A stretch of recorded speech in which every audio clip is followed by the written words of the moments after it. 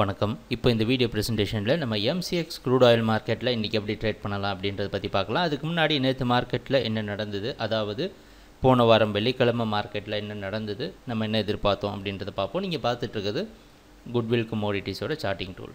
நான் எப்போல்லாம் இந்த கம்ப்யூட்டர் கர்சரை ஒவ்வொரு கேண்டில்ஸ்டிக் மேலே வச்சாலும் கீழே உங்களுக்கு டேட்டும் டைமும் தெரியும். நீங்கள் பார்த்துட்ருக்கிற இந்த வெள்ளை கலர் கேண்டில்ஸ்டிக் தான் போன வாரம் வெள்ளிக்கிழமை மார்க்கெட்டோட ப்ரைஸ் ஓப்பனிங்.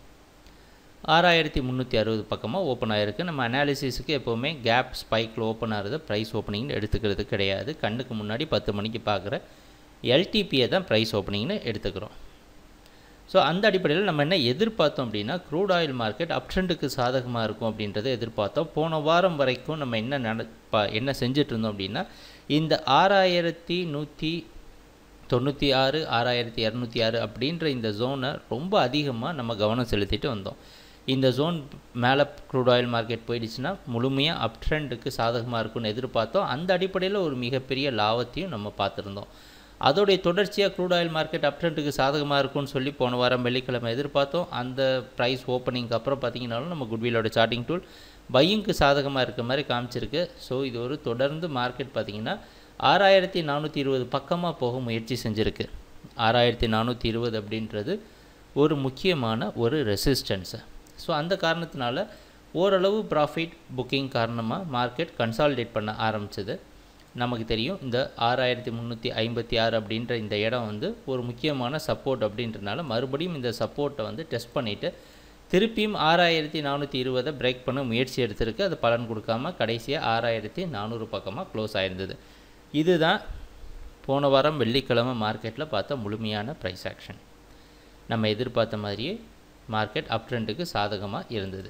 சரி, இன்றைக்கி மார்க்கெட்டில் என்ன பண்ணலாம் அப்படின்னு பார்த்தோன்னா, இன்றைக்கி மார்க்கெட்டோட ப்ரைஸ் ஓப்பனிங் 6380லேருந்து 6370க்குள்ளே ஓப்பன் ஆகிறதுக்கு வாய்ப்பு இருக்குது.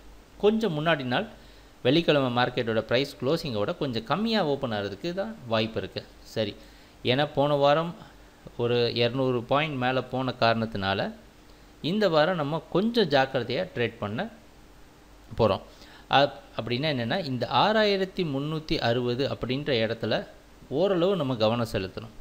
ஏன்னா 2 முறை நம்ம குட்விலோட சார்ட்டிங் டூல் இந்த இடத்தோட வர சமயத்தில் ஒரு வார்னிங் சிக்னல் கொடுத்துருக்கு.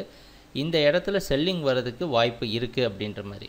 அதனால் இந்த மூவிங் ஆவரேஜும் பார்த்திங்கன்னா இந்த ஜோனுக்குள்ளே மிக்ஸ் ஆகிற மாதிரி இருக்குது. இப்போ 6360க்கு கீழே ப்ரைஸ் வரப்போ மார்க்கெட் தற்காலிகமாக டே ட்ரேட் பண்ணுறப்போ ஒரு செல்லிங்க்கு சாதகமாக அமையலாம். ஆனால் ட்ரெண்டை பொறுத்த வரைக்கும் ஞாபகத்தில் வச்சுக்கோங்க, க்ரூட் ஆயில் மார்க்கெட்டோட ட்ரெண்ட் அப் ட்ரெண்டில் இருக்குது. எது வரைக்கும்னா 6260 வரைக்கும் மார்க்கெட் அப் ட்ரெண்டில் தான் இருக்குது.